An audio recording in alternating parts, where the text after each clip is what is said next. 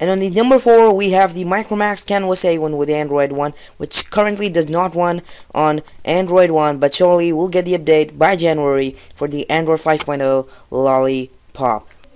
And you're getting a beast of a phone for 7,000 bucks running on Android 5.0 Lollipop. And here is the 5 megapixel camera, and the baddest thing about this phone, the only con that I've discovered so far using this phone for 2 months, is this copper plate, as you can see, which I want to be eliminated from this phone. And the copper plating actually destroys the backside of the phone, which could have been really better if there was no copper plating. Moving on to the usage of the phone, this phone is currently running on Android 4.4 Kitkat, and as I told you, is expected to get the Android Lollipop update by January, and it worked really great.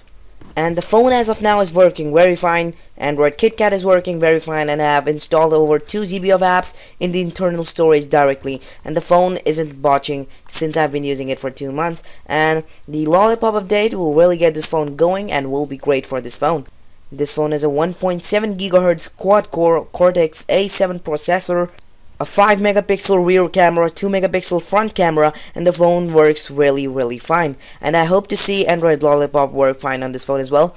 Moving on to the build quality of the Micromax Canvas A1, it has a great build quality, the phone works really fine, and the durability is a good thing in here. The only con that I told you was the copper plating that I really didn't like, and this thing that I'm telling you is the size of the phone, the screen, and the looks of the phone. For 7,000, you're getting one heck of a beast of a phone here.